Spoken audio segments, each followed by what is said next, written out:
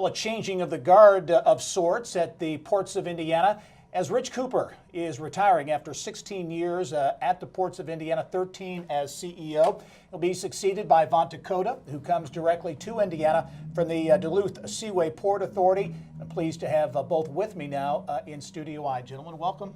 Thank you, Gary. Good to be here. Rich, I'm going to start with you. 16 years at the ports of Indiana, again, 13 as CEO.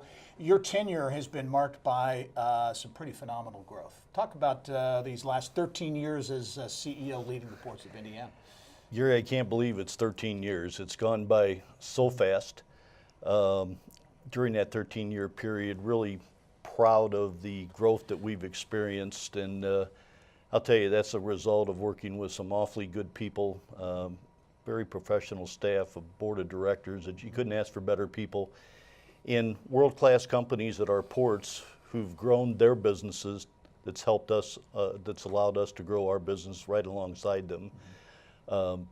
These past 4 years have been the best in the organization's 57-year history, and quite frankly, 2018, at the end of this year, when Vanta's back talking to you, about this time next year, I think it'll be make it 5 in a row for us. The numbers are striking, large numbers, but also I think, from my perspective, I think that awareness of Indiana as a shipping state, which I think maybe a number of years ago folks had no idea how much business happened. I think that awareness has increased. I couldn't agree more. I think when I started, I believed that the ports of Indiana were perhaps the state's best kept secret. Today, more and more people know about us. They know of our influence on Indiana's economy in all corners of our state, up on Lake Michigan, the southwest corner at our port in Mount Vernon, and the south central down at our port in Jeffersonville. But the awareness is there today where it wasn't when I first started. Yep. Vanta E, you come to Indiana again directly from the Duluth Seaway Port Authority, but prior to that, 20 plus years in logistics with a number of large corporate players, a lot of experience on the Gulf of Mexico, the Great Lakes, the Ohio River. So you're bringing a pretty broad realm of experience to Indiana. Yeah, 25 years of transportation and logistics. I have the benefit of never having grown up. I get to play with ships and barges and trains, yellow equipment and trucks. So I don't go to work. I come and get to do something that I love every day. Yeah, and you come to Indiana with a familiarity of the ports of Indiana. In Duluth, there's a relationship that has existed there for a long time. Yeah. Talk about that, and also what really interests you in taking this job in Indiana. Yeah, so really the idea that a port authority job could be in my future really started probably 15 years ago with a recognition of the Jeffersonville port. I have a special place in my heart because for that port in particular, because it opened my eyes that, hey, this is a possibility as a career. Always in transportation, never really thought I would end up at a port authority. So when I was asked to go to Duluth, very excited to do that. My first call happened to be to Rich, to tell him that I had arrived, that I had finally made it into his realm, and very excited about that. For ports of Indiana to come full circle now, to be here, very exciting for me.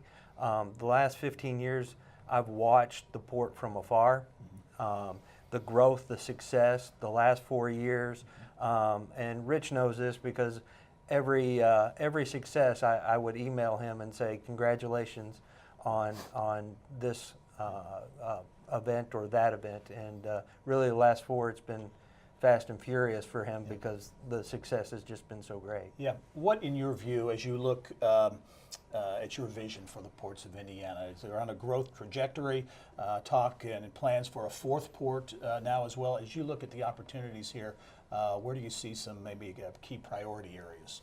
Yeah, so mission strategy is never going to change. I love the mission and strategy, the value proposition to our customers, so that we deliver world-class infrastructure to them so that they can do what our real mission is to support the Indiana growth and economic engine that it is.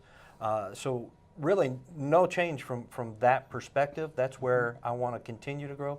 Now, the challenge is really directly from Rich himself, and what he has said to others, and I've heard him say this, and he's said it to me. Our responsibility from here is to take us to the next level. Not an easy chore to be tasked with, but one that I hope that I can challenge myself and fulfill. Rich, as we talk about that fourth port, something you certainly you got started and are very involved with. What are the prospects for that fourth port now, and what kind of impact, in your view, can that fourth port have on the ports of Indiana, and again, maybe taking the ports to that proverbial next level? You know, this fourth port has been a fascinating proposition for Indiana. We could, if we're able to add this fourth port, it would put us next to another major metropolitan area, Cincinnati. As you and I have discussed in the past, it is a challenging piece of real estate, and we continue to evaluate that, do our due diligence.